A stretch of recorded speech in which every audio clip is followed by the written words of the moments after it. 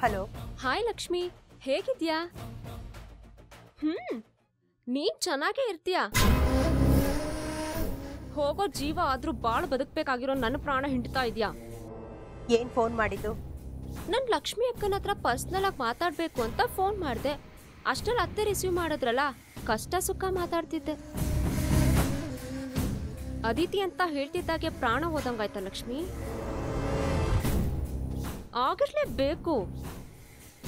ಅಡ್ಗೆ ಮನೆಯಿಂದ ಪಾತ್ರೆಗಳನ್ನೆಲ್ಲ ಬೀಳಿಸ್ಕೊಂಡು ಎದ್ನೋ ಬಿದ್ನೋ ಅಂತ ಓಡ್ ಬಂದಂಗಿತ್ತು. ಸೌಂಡು ಕೇಳಿಸ್ತು. ಏನು ಬ್ಲ್ಯಾಕ್ ಮೇಲ್ ಮಾಡ್ತಾ ಇದೀಯಾ? ಲಕ್ಷ್ಮಿ, ನನ್ಗೆ ಈ ಮೇಲೆ ಮಾಡೋಕ್ ಬರಲ್ಲ. ಬ್ಲ್ಯಾಕ್ ಮೇಲ್ ಹೇಗ್ ಮಾಡ್ಲಿ? ಅತಿಥಿ ವಿಷಯ ಮುಂದೆ ಇಟ್ಕೊಂಡು ಏನಾದ್ರೂ ಕುತಂತ್ರ ಮಾಡ್ಬೇಕು ಅನ್ಕೊಂಡ್ರೆ 7 ಜನ್ಮ ಎತ್ತು ಬಂದ್ರು ಅದ್ ನಿನ್ ಕೈಯಿಂದ ಸಾಧ್ಯ ಇಲ್ಲ. ಚಾಲೆಂಜಾ? ಹೌದು. ಲಕ್ಷ್ಮಿ, ನೀನು ಸಿನಿಮಾ ಹೀರೋ ತರ, ನಾನು ವಿಲನ್ ತರ. ಪ್ರತಿ ಸರಿ ಚಾಲೆಂಜ್ ನಲ್ಲೂ ನೀನೇ ಗೆಲ್ತೀಯ. ಗೊತ್ತಿದ್ದು ಮತ್ತ್ಯಾಕ್ ಫೋನ್ ಮಾಡಿದೆ? ನೀನ್ ಗೆದ್ದೆ, ನಾನ್ ಸೋತೆ ಅಂತ ಹೇಳೋಕೆ ಫೋನ್ ಮಾಡ್ದೆ. ಹೇಳಾಯ್ತು ತಾನೆ? ಫೋನ್ ಇಡು, ಬದಲಾಗಿ ಬದುಕೋದನ್ನ ಕಲಿ.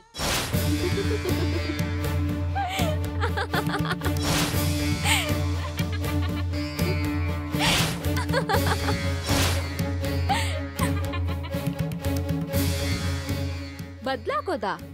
ನಾನು? ಲಕ್ಷ್ಮಿ, ಸೋಲೆ ಗೆಲುವಿನ ಮೆಟ್ಟಿಲು, ಇದ್ ನಿನಗೂ ಗೊತ್ತು ಅಲ್ವಾ? ನನಗ್ ಗೊತ್ತಿಲ್ಲದೆ ಮದ್ವೆ ಮಾಡಿ ಮುಗಿಸ್ತೆ ಅಂತ ಸಂತೋಷವಾಗಿದೀಯಾ?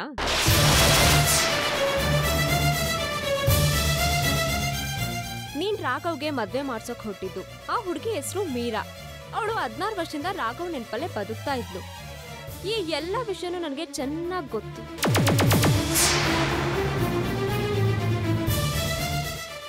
ಆದ್ರೂ ನಾನು ಮದ್ವೆ ನಿಲ್ಸೋ ಪ್ರಯತ್ನ ಮಾಡಲಿಲ್ಲ.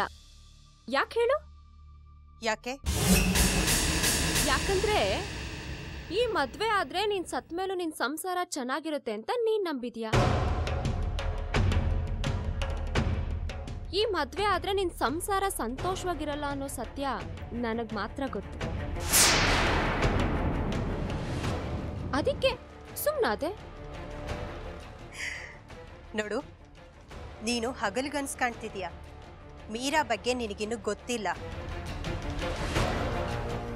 ಅವಳು ಇನ್ನೊಂದು ಲಕ್ಷ್ಮಿ ಇದ್ದ ಹಾಗೆ.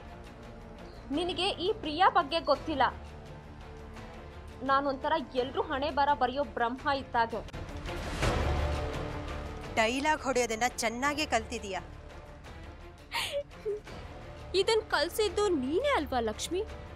ಮೀರಾ ನಿನ್ ಸಂಸಾರನ ಸಂತೋಷವಾಗಿ ನೋಡ್ಕೋತಾಳ? 100%.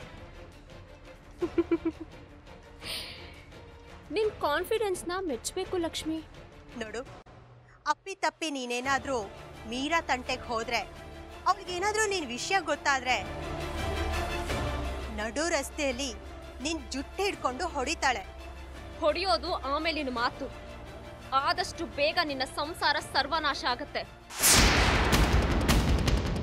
ನಿನ್ನ ಗಂಡ ಹುಚ್ಚ ಆಗ್ತಾನೆ. ನಿನ್ನ ಮಕ್ಕಳು ಬೀದಿನಲ್ಲಿ ಭಿಕ್ಷೆ ಬೇಡ್ತಾರೆ.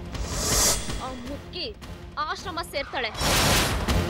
ಇಷ್ಟೆಲ್ಲ ನಡೆಯೋದು ಗ್ಯಾರಂಟಿ. ಪ್ರಿಯಾ, ನಿನ್ನಿಂದ ನನಗೇನಾದ್ರೂ ತೊಂದರೆ ಆದ್ರೆ ನಾನು ಸಹಿಸ್ಕೋತೀನಿ. ಆದ್ರೆ ನನ್ನ ಸಂಸಾರಕ್ಕೇನಾದ್ರೂ ತೊಂದರೆ ಆದ್ರೆ ಸಂಹಾರ ಮಾಡ್ಬಿಡ್ತೀನಿ. ಅತಿಥಿ ವಿಷಯ ಇಟ್ಕೊಂಡು ನನ್ನ ಸಂಸಾರನೇನಾದ್ರೂ ಹೊಡೆಯೋಕ್ ಬಂದ್ರೆ ದುರ್ಗಾ ಅವತಾರ ನೋಡ್ಬೇಕಾಗತ್ತೆ.